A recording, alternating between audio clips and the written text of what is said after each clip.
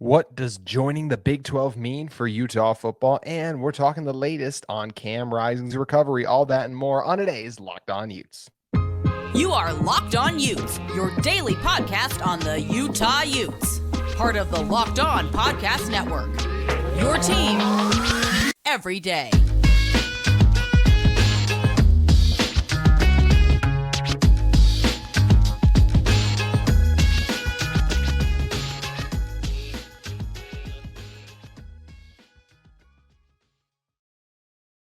Hello, everyone, and thank you for making Locked On Utes your first listen every single day. We are available on all platforms, including YouTube and wherever you may get your podcast. If this is your first time listening to our show, make sure you guys like and subscribe. Appreciate all of you supporting us last week. I think it makes sense given the news and how dramatic and just the ramifications of it all for Utah and just college sports in general. But last week was the best week ever in our channel's history. So greatly appreciate all you guys who support us.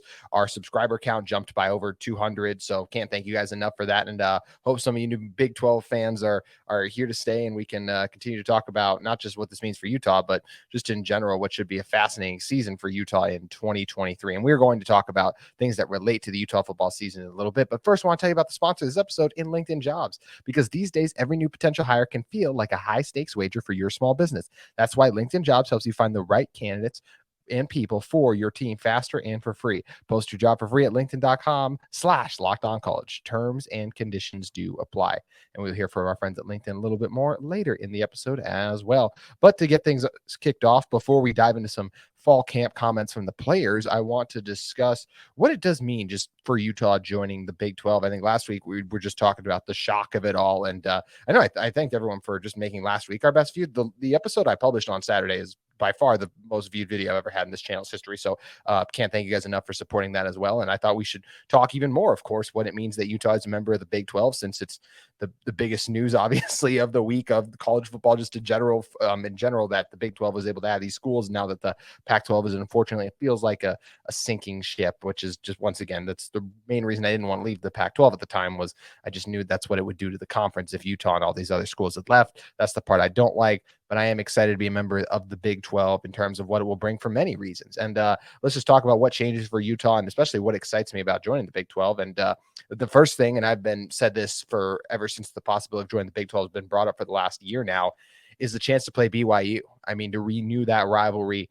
I think the rivalry with BYU is, I'm going to say, the most underrated rivalry in college sports. I really believe that. Everyone talks about Michigan, Ohio State, and I'm not saying it's on that level, but I just think it deserves way more attention than it gets. And I think one of the reasons it kind of gets forgotten about it is because it isn't played during rivalry weekend. And Utah and BYU, as big as schools as they are, they're not big enough as like a Red River showdown, like a Texas and Oklahoma, and just the tradition of why that rivalry game is played when it is, rather than a rivalry weekend, is another reason why that's considered a better rivalry. And I also understand because of the fan standpoint, but I really feel like this Utah BYU rivalry is a special rivalry with great history that deserves more attention and coverage. And I think that's what playing in the Big 12 is going to do for Utah and BYU. By that extension, is it'll put this rivalry on a stage it deserves to be on. I know they already have games scheduled out for the future, but I really hope this is something that, because the date of the game is already locked in for early September or 24, I believe. I really hope it's something that Utah and BYU can be like, why are we playing in September? Let's play in late November. Both our teams should be hitting the stride best where they are, and that's where all the best rivalries are. I think it deserves that. I think this rivalry becomes the best rivalry in the Big 12 off the top of my head. I don't know who else there would be there. I mean, the Arizona State rivalry is also towards the top now, once that gets kind of rolling and both those programs are able to find their footing again. But I think the Utah BYU rivalry is going to be fantastic, and I can't wait for these teams to play each other year in and year out. And I really think this is a rivalry that deserves more attention, that with these two teams being in the same conference again, I think over time we're going to see the popularity of it, and just the more people will know about it in general, because of it's on rivalry weekend in general. So it'll make it that much more special and get that Big 12 spotlight. So opening it up to a total new fan base as well. Next thing I wanted to talk about for just what changes for Utah. Obviously for Utah, this was the best move for them financially overall. Look at the full revenue share. I believe it's 31 million and some change, maybe even get up to 32, but either way, it was much more than they were going to make had they stayed in the Pac-12. And this is, look, in college sports, obviously with how football and basketball, as we've talked about, as Bill talked about on our show last week too, those are the only ones that really make a profit. So you do want to be making as much money as you can. I mean, college is a business, right? So this is where it's important for Utah in general to be able to get the most money they can, so they can invest in their facilities, just all the different things that go into running a college athletic program might help with. I don't know how NIL funds work, so I shouldn't say I don't know if the 31 million would go into that. That's what the Crimson Collective is supposed to be for. But either way, making $31 million, being able to upgrade and just get access to the best equipment, paying your coaches better amounts of money as well. All of that goes into this. So that's where the money aspect of this really comes into play. The next thing, and this one even more so, like just for exciting me, is it's a guaranteed avenue to the playoffs. Now, for those of you who've listened to me for the last couple months, I argued one of the reasons I originally wanted to stay in the Pac-12 was I thought Utah was better set up for playoff success. And I believed that under the assumption that Oregon and Washington were going to stay, or just in general, that the Pac-12 would still be considered a Power 5 conference. And obviously that was not going to be the case as soon as Oregon, Washington, and then we're going to get Arizona and Arizona State jumping on top of Colorado. Utah had to get out because the conference isn't viewed as that way anymore. So you do have a guaranteed avenue, at least, to the playoff. You will have a chance if you can survive the gauntlet that is a Big 12 schedule, win your conference championship game, you'll get in there, or just in general, it's playing a Big 12 schedule with all these teams and opponents who are going to be very good. And it's a very tough schedule year in and year out. That's why we see so many Big 12 teams kind of cannibalize itself like the Pac-12 has in the past too. We're going to see Utah have an opportunity to make multiple playoffs, even if they don't win the Big 12 championship. So I think that's exciting to continue to have a place to be in a conference that allows you a chance to compete in the playoff overall. The next thing, I talked about the BYU rivalry. How about just new rivalries in general, right? Being able to play just rekindle some, like being able to play TCU again, right? I know that's one that everyone's excited to get going again. Baylor is another one that I think is going to be a lot of fun going forward. I think Kyle Whittingham and Dave Aranda have similar mindsets in terms of how they'd like to win games with physical defense and running the ball. And the other thing is I just love the clash of styles. For those of you who don't know, Patrick Mahomes went to Texas Tech. I would love to see, and obviously he's by far the best quarterback they've had. So it's not like every year they get quarterbacks that level in, but we've seen quarterbacks like that play in the Big 12. Oklahoma State's had guys like that. Just, these high flying Big 12 offenses. I'm excited for those style of offenses to go against Kyle Whittingham and Morgan Scalley's defense. I think it's going to be great TV to watch and see how they matchup overall. Just new rivalries, like I said, just exciting new programs going and playing in new stadiums out of West Virginia, out of Houston, going to Cincinnati. There's just a lot of great games and opportunities playing in the Big 12, going to Oklahoma State year in and year out, that I'm excited to see kind of the history and tradition of what these newer rivalries will transform into. I hope they're more like what the new rivalry with USC has become this kind of last year and a half, and not like Utah versus Colorado, where it's a little more, I want Utah to obviously go out, win every game, dominate everyone, but it's better for rivalries when it is back and forth overall. And I think that would be something that hopefully we can get the BYU rivalry to being more back and forth overall, because that's another way you get rivalries more interesting, is when they are fair. And look, BYU beat Utah the last time they played, but obviously when we're counting the past decade overall, Utah has dominated the Cougars in totality. So that's where I'm hoping them playing together, it will be a little bit more split, because I think that's what's always best for rivalries, when you have a battle back and forth that makes things so even overall. And the last thing I'll say, and I'm sure, and you guys can let me know too, what am I missing about Utah joining the Big 12, what it means, what excites you guys? Would love to hear from you in the comments. The last thing I'll mention is just the new recruiting access. I think you'll be stronger in Texas and Florida while being slightly weaker in California. Now, I still think you'll maintain a footprint in California, just like Utah has still recruited Texas and Florida well, despite being all the way over in Salt Lake and closer to California, where they've recruited very well. I think California will become kind of what Texas and Florida were in back when Utah was in the Pac-12, and now they'll be even stronger in Texas and California. And there are so many great high school football players in Texas, especially, even in Oklahoma, just all the surrounding areas that are Big 12 country. I think this is a new, exciting access to talent for Utah. They will lose some of that footing in the Pac-12, but with how well they've continued to recruit, and they've recruited well out of state too, and as well as in state, I'm excited to see the new types of talent and players they can bring in. So exciting time for Utah going over to the Big 12. We're going to continue to talk about what it means for the Utes all week long, as in 2024, Utah will be a member of the Big 12 conference. It's beneficial for, I'm recording this Sunday night, so it's beneficial for a couple days now. Well, I guess just a little over 48 hours, but it still feels weird to say out loud. But of course, we do have a Pac-12 season to get to before we officially become members of the Big 12. And we're going to be talking about what some of the players said in media availability as fall camp continues to roll on in one moment. But first, I want to talk to you guys about our friends at LinkedIn Jobs.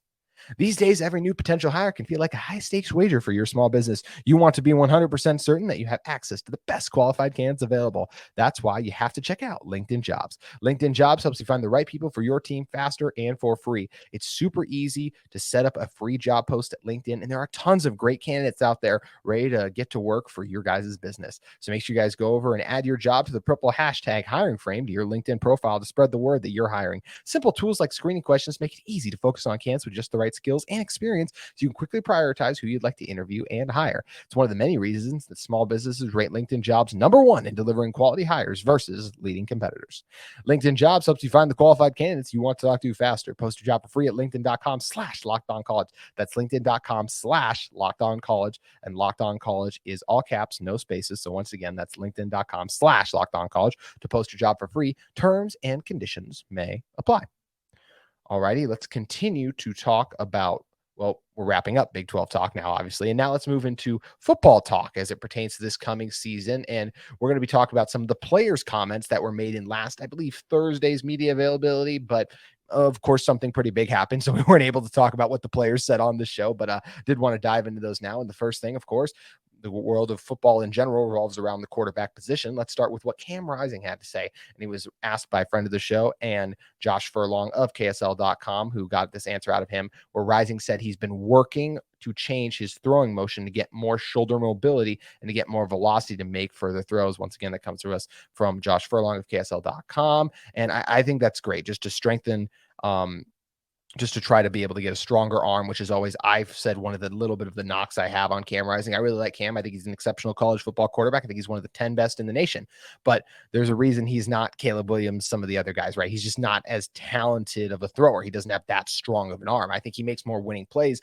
than a lot of guys who do have more per se arm talent than him. But in a world where you're always trying to get better and evolve as not just a quarterback, but an athlete in general, I think it's great that he is making those changes overall. And I am not a quarterback guru or an expert, but I've heard enough NFL, just different or analysts in general, talk about how important a throwing motion and just all the different things and strengthening your shoulder and all the little nuances that come with it. There's so many great videos out there for you guys to check out to see the mechanics of the quarterback position that really are fascinating, because it is such a skill we kind of just look over, being able to throw this little ball like 40 yards down the field accurately. It's just it's incredible to watch these guys do it at the highest level against some of the best athletes in the world in general. So I think it's great that he's working on those different arm angles and just trying to improve that. Another thing that comes to us from Josh Furlong that he just got out of Cam as well is that he said that Cam is going through, or excuse me, that Josh Furlong just posted out here. I believe Josh asked the question, but just pulled this off the Twitter feed at KSL.com. Either way. So Cam Rising said he's going through all the drills except teamwork, which aligns with what the coaches have said,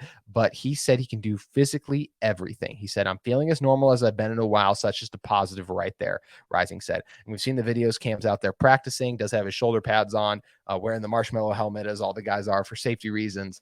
And overall with this, I think it's great. I think this is what we've continued to hear, right? Cam's on track. It's going to be, we've heard he's on track to play. Coach Witt said it's going to be a game time decision. It's going to come down to the wire. I think it's great that we continue to take positive steps. I think we saw a video of him throwing a ball to Micah Pittman last week on one of the videos they posted. So that was a really positive thing to see overall. And I think it's great that he continues to feel normal and just get closer and closer to 100%. I don't think he will be 100% come the Florida game, but I think it's great that he continues to get healthier and progress in that direction. So hopefully he's able to play game one, which is just a couple weeks away now. It's crazy how quickly we're closing in on it, but I'm glad that Cam is still making good progress overall. And a couple other comments that Cam was made. This comes to us from the Utah Athletics website. He was asked about just his new receivers, and he said they're looking great right now. Mentioned Mikey Matthews by name, said he's been doing great things. Also, Micah Pittman's been looking good. He said Devon Vele is still Vele, and the whole room has been doing very well. Just have to keep it rolling, just continuing. And I assume just have to keep it rolling means making that progress, continuing to put in the work week in and week out overall. And I think when you're talking about Mikey Matthews, I think this is a guy, a freshman, a lot of people are really excited about, earned Britton Covey praise, or just saying he was Britton Covey liked by Kyle Whittingham to begin fall camp, which every time you're dealing with a guy like Kyle Whittingham, praise is not easy to come by. So that was a huge compliment to Matthews overall. And I think it's great to hear that Pittman and him have hit the ground running as we expected, just because of their connection back from playing high school football together back in the day. I believe it was high school football. You guys can correct me if it was another level, but either way, they've played together before when they were younger too. And he was asked specifically, Cam was, about what Micah Pittman and Emery Simmons do so well, and he responded with, for Micah, his choice routes and catching the ball underneath is world class. I think he's one of the better receivers in the nation. And when he gets the ball, he's kind of turns into a running back. And then Emery is kind of a jack of all trades. He can run over the top, do everything, get open on his routes. Excited to have both of them. I believe it's Daniel Jeremiah, the lead NFL draft analyst for the NFL Network, who said you like to build your receiver room like a basketball starting lineup. You just want lots of versatile guys who can do different things. A guy who can go up top, catch lobs, maybe versatile wing defender, speedy, quick guard, just different things like that. And that's what I think he's describing. You get a guy, once again, like Micah, who has those ability to make those choice routes and just do the things like catching the ball underneath. And then the Emery Simmons as well, who can take the top off the defense, long, explosive athlete too. So I think it's great that Utah has a well-rounded receiving room, but we also know they have some very talented tight ends too, because as Cam Rising was asked about Thomas Yasmin, he said that he thinks he's just got the confidence. He knows what type of player he is, that he can be. He's trying to reach the sky and do everything he possibly can to make sure he's ready to go. Yasmin really broke out late in the season, had some of the top plays for Utah football overall. When you look at his highlights, they're as good as almost anyone outside of Dalton Kincaid on the team last year, probably, right? But he was still, over the course of the season, it was a big play like that, and then he would disappear for parts of the game. I think we're all excited to see Thomas take an even larger role in this offense. I think it's something he's ready for. And I tell you what, too, I've walked past him a couple times. He is just a massive man. And I think when you talk about just the physical traits he has with the skill, the understanding of this offense, having been here for a couple years, I think Yasmin's in for just an exceptional season overall. And I'm excited to see what he can do, especially. Also, just keeping with this trend, talking about the offensive players, let's talk about what Devon Vele said. He was also asked about Micah Pittman and Emery Simmons, and also just spoke glowingly about those guys overall, and just said that when they have, because we have a pro style offense, they're not used to the audibles and checks and all that we have just yet, but they're asking a lot of questions, asking the right questions, and I think they're going in the right direction. So excited to see Pittman and Simmons and how involved in this offense they are early versus the end of the season, because that's something we see a lot too. I mean, we just talked about a guy in Yasmin whose role evolved over the season. Felt like Jalen Dixon came on. Money Parks is like the example of a receiver who started out the year quiet and then really came on strong late in the year too. And also the other thing I really want to hit on from Devon Vele is he was asked what receivers coach Alvin Whitted brings to the group. And he said he's been amazing. Having the NFL experience, both as a player and a coach, that, of course, that Whitted possesses, has helped us understand things. The biggest thing that stands out to me is coverages. I already know the playbook like the back of my hand. Vele has been here for a few years, obviously. But now the game slows down because now I understand the coverages. I understand what the defense is doing, understand what the zone and the soft spots are. He helps me understand that. It's great having that veteran leadership, him having that NFL experience as well. He knows how to talk to us. He knows how to handle the different characteristics that each guy has. Not everybody's going to be the same. I'm grateful to have him as a coach. And I think that's outstanding here. It's great to hear that Coach Whitted has already brought a lot to the group, hit the ground running right away overall. And just in general, I think it's awesome to have his knowledge. A guy who's worked with Devontae Adams, a guy who's been at the NFL level, as was spoken to, just like seen football at the highest level, how it should be played. He's helped receivers play with Aaron Rodgers before, so I think he will have these guys ready to go to play with Cam Rising and do everything there. And I think it's great that Coach Whitted has done such a good job and made an impression on Utah's top receivers in Devon Vele too. Before we get to our final topic of the day, we want to talk to you guys about our friends at UCCU Learn and Earn, the UCCU mobile banking app that pays your entire family to learn about money. Kids look to parents to become financially literate. Parents don't always know the answers. Learn and Earn breaks down financial topics into fun, bite-sized educational games like quizzes and trivia. Every time a family member completes a topic, they earn points that occur and can be redeemed for gift cards to stores like Amazon, Apple, Sephora, Walmart, Nike, and more. There is an age-appropriate content for every member of the family who can compete against each other and track their progress on leaderboards. Learn and Earn is inside the UCCU mobile banking app, so you can play it anytime and anywhere. The more you play, the more you learn. And the more you learn, the more you earn. Learn and Earn, part of UCCU's award-winning Be Money Smart youth banking program, helping kids, teens, and parents have fun while becoming more financially literate together. UCCU. Love where you bank. That's going to do it for our player talk today. I do want to hit on, we heard some from the defensive players a little bit as well. We'll probably touch on that tomorrow's show. Tomorrow's show, though, the biggest thing we'll be reacting to, I do want to mention, is Taylor Randall and Mark Harlan will be holding a press conference on Monday, and that's when they're going to be discussing in more detail Utah's move to the Big 12. So we will be reacting to that on Tuesday's show. So make sure you guys join us then. But before we get out of here, I do want to discuss a little bit more just what we can expect in week 2 of fall camp. And I think the biggest thing that everyone will be looking for is just the biggest questions that's plagued Utah ever since Cam went down in the Rose Bowl is, how is his health? How is he going to continue to progress? He's never going to give us, if he had a setback per se, I don't think we would hear that from Cam. I don't know. Maybe Coach Whit would say, like, maybe he would be willing to divulge something like that. I would be surprised if he did. So overall, I just want to hear Cam continuing to be healthy. I mean, like we said with the one comment, he said that he's feeling as normal as he's been in a while. So that's the biggest positive, as he mentioned, right? Just it's the next step, right? Feeling as close to yourself as you've been probably since he suffered the injury. I think that's exactly what we want to hear from Cam, and it's great to hear that continued progress he's made overall. I think one thing I'll also be looking for next week is just hearing how Pittman and Simmons continue to step up the plays they make. It's always great to hear from the players about each other, but early on in the week, we'll get to hear from Coach Whit as well. I'm always curious to see from a head coach's point of view, who's kind of been standing out, who's been stepping up, who are the ones that have been making the plays overall. That's something I look forward to seeing as well.